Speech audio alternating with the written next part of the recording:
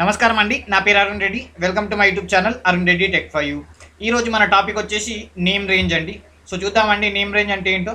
So మీరు కనుక నా వీడియోని ఫస్ట్ టైం చూస్తున్నట్లయితే లేదా మీరు ఎక్సెల్ నేర్చుకోవాలనుకుంటే నా ఛానల్ ప్లేలిస్ట్లోకి వెళ్ళి అక్కడ ఎక్సెల్ ఇన్ తెలుగు అనే ఫోల్డర్ ఉంటుంది. దానిలో మిగతా వీడియోస్ అవైలబుల్ అయి ఉంటాయి.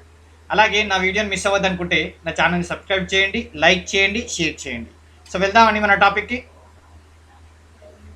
సో మీరు ఇక్కడ చూడొచ్చు, మనం ఇవాళ నేర్చుకునే టాపిక్స్ నేమ్ రేంజ్లో ఇంట్రొడక్షన్ ఆఫ్ నేమ్ రేంజ్. అంటే నేమ్ రేంజ్ అంటే ఏంటి, క్రియేటింగ్ నేమ్ రేంజ్ని ఎలా క్రియేట్ చేయాలి, ఎడిటింగ్ నేమ్ రేంజ్ అంటే నేమ్ రేంజ్ని ఎలా ఎడిట్ చేయాలి, ఎలా డిలీట్ చేయాలి, మరియు name range using formula, name range using criteria. అంటే ఫార్ములాలో మరియు క్రైటీరియాలో మనం నేమ్ రేంజ్ని ఎలా యూజ్ చేయాలో మనం చూద్దాం.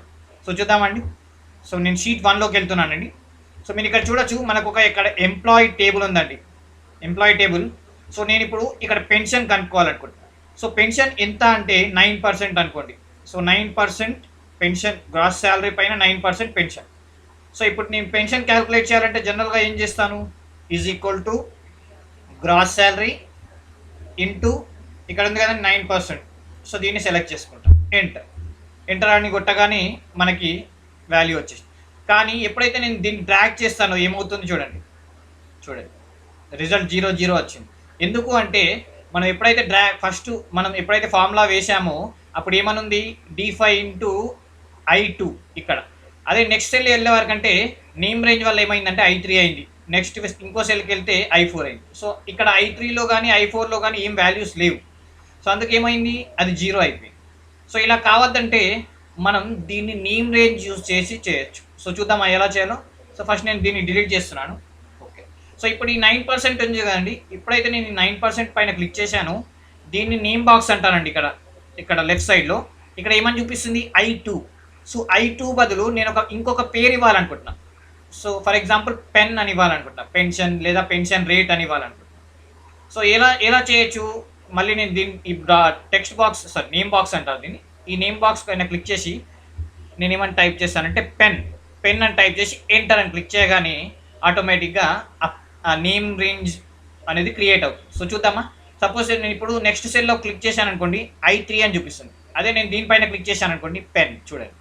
సో ఇప్పుడు ఈ I2 బదులు నేమ్ రీప్లేస్ అయింది, పెన్ అని సేవ్ అయింది. బాగుంది కదండి. సో చూద్దామా ఇప్పుడు క్యాలిక్యులేట్ చేసి. సో నేను ఇప్పుడు is equal to D5 into ఏమని టైప్ చేస్తాను, పెన్. Okay, enter.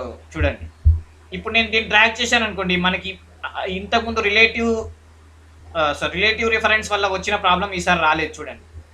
సో ఈసారి క్యాలిక్యులేట్ అయిపోయింది. సో అన్నిటికీ 9% అయింది. బాగుంది కదండి. సో ఇలా మనం ఇండైరెక్ట్గా నేమ్ రేంజ్ అనేది క్రియేట్ చేయొచ్చు. సెల్స్కి మనం నేమ్ రేంజ్ అనేది క్రియేట్ చేయొచ్చు.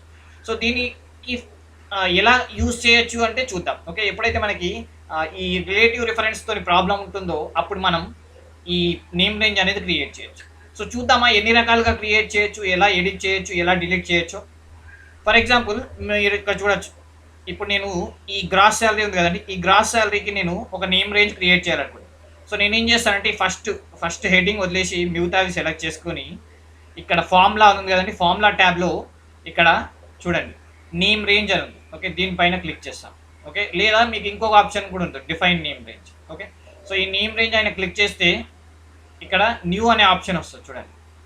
న్యూ అనే ఆప్షన్ క్లిక్ చేయగానే చూడండి ఆటోమేటిక్గా దానికి అర్థమైపోయింది, గ్రాస్ శాలరీ అని హెడ్డింగ్ తీసుకుంది. అంటే దానిపైన ఉన్న హెడ్డింగ్ యొక్క నేమ్ని తీసుకుంది. దానికి అర్థమైంది ఈ కాలం నేమ్కి నేను ఏమి ఇవ్వాలనుకుంటున్నాను. అందుకోసం ముందుగానే అది గ్రాస్ శాలరీ అని తీసుకుంది. దాని తర్వాత స్కోప్ అంటే ఈ నేమ్ రేంజ్ అనేది వర్క్బుక్ మొత్తానికా లేదా ఉట్టి షీట్ వరకే అనేది నువ్వు సెలెక్ట్ చేసుకోవచ్చు. షీట్ 1కే, షీట్ 2కి మాత్రమేనా, షీట్ 3కి మాత్రమేనా. సో నాకు మొత్తం వర్క్బుక్ కావాలి. సో నేను వర్క్బుక్ అని సెలెక్ట్ చేసుకొని ఓకే, ఆల్రెడీ నేను ఇక్కడ సెలెక్ట్ చేసుకున్నాను చూడండి, D5 to D9 ఓకే అని క్లిక్ చేస్తాను. చూడండి ఇప్పుడు మీరు ఇక్కడ చూడొచ్చు, 2 నేమ్ రేంజ్లు ఉన్నాయి. ఒకటేమో నేను టెక్స్ట్ బాక్స్లో క్రియేట్ చేశాను పెన్. రెండోదేమో ఇప్పుడు నేమ్ రేంజ్కి వెళ్ళి క్రియేట్ చేశాను. రైట్. సపోజ్ మీరు ఈ గ్రాస్ శాలరీని ఎడిట్ చేయాలనుకున్నారు అనుకోండి, గ్రాస్ శాలరీ అంత పెద్ద ఇచ్చే బదులు GS అని షార్ట్కి ఇవ్వాలనుకున్నారు అనుకోండి. సో ఇక్కడ ఎడిట్ ఆప్షన్ ఉంది, ఫస్ట్ దీన్ని సెలెక్ట్ చేసుకోవాలి. ఎడిట్ ఆప్షన్ ఉంది కదండి, దీన్ని క్లిక్ చేయాలి. క్లిక్ చేయగానే ఇప్పుడు చూడండి GS అని టైప్ చేస్తాను. సో కానీ ఎడిటింగ్లో నేమ్ ఎడిట్ చేయొచ్చు కానీ స్కోప్ని ఎడిట్ చేయాలి చూడండి. సపోజ్ నేను ఓన్లీ షీట్ 1కి చేయాలనుకున్నాను, అప్పుడు చేయరాదు. Right, okay. చూడండి జిఎస్.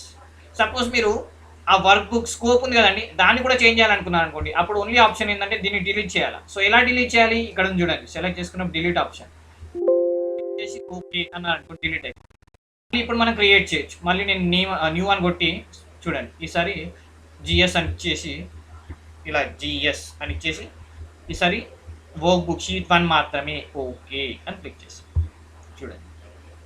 సో బాగుంది కదండి. సో ఎలా క్రియేట్ చేయాలో, న్యూ అని క్లిక్ చేస్తే క్రియేట్ అవుతుంది. ఎడిట్ అని క్లిక్ చేస్తే సపోజ్ దేన్నైనా ఎడిట్ చేయాలనుకుంటే ఎడిట్ అని క్లిక్ చేస్తే ఎడిట్ అవుతుంది. డిలీట్ చేయాలనుకుంటే సపోజ్ దీన్ని మళ్ళీ డిలీట్ చేయాలనుకుంటున్నాను అనుకోండి, డిలీట్ అని క్లిక్ చేసి అనుకోండి, ఇలా డిలీట్ అవుతుంది. సో ఇప్పుడు మనం ఈ నేమ్ రేంజ్ని ఎలా వాడాలో చూద్దాం. ఓకే, సో ఫస్ట్ ఇప్పుడు ఒక్కొక్క కాలమ్ని క్రియేట్ చేసే బదులు మొత్తం టేబుల్కి ఉన్న అన్ని కాలమ్స్ని ఒకటేసారి క్రియేట్ చేయొచ్చు. ఇప్పుడు ఈ నంబర్, ఈ name, gross salary, pension, net salary. So ఇలా 5 కాలమ్స్ నేను ఒకటేసారి క్రియేట్ చేయొచ్చు. ఎలా, ఫస్ట్ ఈ టేబుల్ మొత్తం సెలెక్ట్ చేసుకోవాలి. రైట్, సెలెక్ట్ చేసుకొని ఇక్కడ చూడండి create from selection. Okay, so create from selection అని క్లిక్ చేశారనుకోండి, అక్కడ ఏమడుగుతుంది, టాప్ రో. సపోజ్ మీకు హెడ్డింగ్స్ టాప్లో ఉన్నాయనుకోండి, అప్పుడు టాప్ రో అని సెలెక్ట్ చేసుకోండి నేమ్ రేంజ్. ఒకవేళ మీ హెడ్డింగ్స్ సైడ్కి ఉన్నాయనుకోండి, అప్పుడు లెఫ్ట్ కాలమ్ అని సెలెక్ట్ చేసుకోండి. సో ఇప్పుడు నాకు హెడ్డింగ్స్ టాప్లో ఉన్నాయి కాబట్టి టాప్ రో అని సెలెక్ట్ చేసుకొని ఓకే అని క్లిక్ చేస్తాను. సో ఎప్పుడైతే నేను ఓకే అని క్లిక్ చేయగానే ఈ టాప్లో ఉన్నాయి కదండి హెడ్డింగ్స్, వీటిని వాటి నేమ్ రేంజ్గా తీసుకుంటుంది. అంటే ఈ ఫస్ట్ కాలం మొత్తానికి ఈ నంబర్ గాను, సెకండ్ కాలం మొత్తానికి ఈ నేమ్ రేంజ్ గాను, థర్డ్ కాలం మొత్తానికి గ్రాస్ శాలరీ నేమ్ రేంజ్ గాను తీసుకుంటుంది. సో చూద్దామా, ఓకే రైట్, ఇప్పుడు క్రియేట్ అయ్యింది. సో చూద్దామా ఒకసారి, నేమ్ రేంజ్ పైన క్లిక్ చేస్తే చూడండి ఇక్కడ. సో ఎంప్లాయీ నేమ్ ఎక్కడ నుంచి, C5 నుంచి C9 చూడండి, నేను పేరు ఇవ్వలేదు, ఎంప్లాయీ నేమ్ అదే తీసుకుంటుంది హెడ్డింగ్ నుంచి. సో అలాగే నెట్ శాలరీ అని, గ్రాస్ శాలరీ అని, ఈ నంబర్ అని, పెన్షన్ అని ఇలా క్రియేట్. ఈ పెన్ అనేది మనమే క్రియేట్ చేసాం. ఓకే, సో ఇలా 5 కాలమ్స్ ఆటోమేటిక్గా క్రియేట్ అయినాయి. ఒకటేసారి 5 కాలమ్స్ క్రియేట్ చేశాను. బాగుంది కదండి.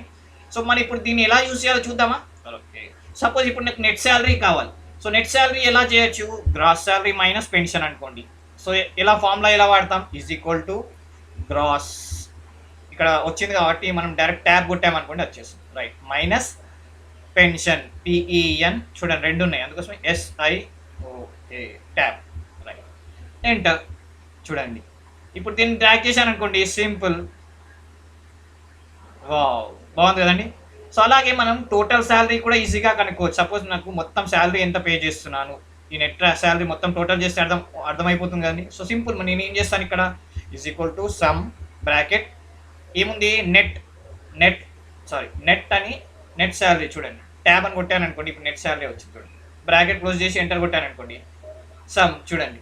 ఇలా మనం ఫంక్షన్స్ని కూడా యూజ్ చేయొచ్చు, నేమ్ రేంజ్లో ఫంక్షన్ని కూడా యూజ్ చేయొచ్చు. ఇంతకుముందు మనం అలా ఎలా క్రియేట్ చేయాలి, ఎలా డిలీట్ చేయాలి, ఎలా ఎడిట్ చేయాలో నేర్చుకున్నాం. ఇప్పుడు మనం ఫంక్షన్లో ఎలా వాడాలో నేర్చుకుంటున్నాం. ఓకే, సో చూద్దాం నెక్స్ట్ ఫంక్షన్ మ్యాక్స్. సపోజ్ నాకు హైయెస్ట్ శాలరీ ఎవరిదో తెలవాలనుకుంటున్నాను. సో మ్యాక్స్ అని కొట్టి బ్రాకెట్లో మళ్ళీ ఏంది, నెట్ శాలరీ అని టైప్ చేస్తాను. ఓకే, సో నెట్ శాలరీ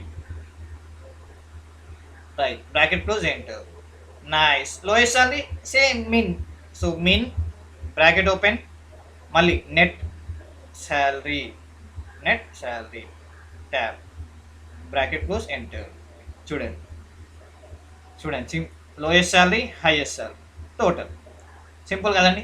ఇలాగే మనం క్రైటీరియా కూడా సెలెక్ట్ చేసుకోవచ్చు. సపోజ్ ఇందులో నాకు నెక్స్ట్ శాలరీలో 10,000 ఎంతమంది ఉన్నారు కనుక్కోవాలనుకుంటున్నాను. సో దానికి ఏం చేస్తాం మనం, జనరల్గా కౌంట్ ఇఫ్ కనుక్కుంటాం, కౌంట్ ఇఫ్ ద్వారా కనుక్కుంటాం కదండి. సో చూద్దామా, కౌంట్ ఇఫ్ బ్రాకెట్, దానికన్నా ముందు ఈజ్ ఈక్వల్ టు పెట్టడం మర్చిపోయాను. Okay, so is equal to count if. So first range అనే బదులు రేంజ్ ఏంది, direct net salary comma criteria ఏంటి, greater than 10,000. Okay right, bracket quotation close, bracket close enter. చూడండి 3 ఎవరెవరు, ఒకళ్ళేమో అజయ్ 10,500, ఇంకొకళ్ళేమో మహేందర్ 12,000, ఇంకొకళ్ళేమో పూజిత 11,000. సో ఇలా మనకి ఈజీగా క్రైటీరియాలో కూడా నేమ్ రేంజ్ అనేది యూజ్ అవుతుంది. బాగుంది కదండి. సో ఇలా మనం నేమ్ రేంజ్ని క్రియేట్ చేయొచ్చు, డిలీట్ చేయొచ్చు, ఎడిట్ చేయొచ్చు, ఫంక్షన్లో వాడచ్చు, మరియు క్రైటీరియాలో కూడా వాడచ్చు. సో ఈ వీడియో కనుక మీకు నచ్చినట్లయితే లైక్ చేయండి, షేర్ చేయండి, అలాగే సపోర్ట్ చేయడం మర్చిపోకండి. Thank you.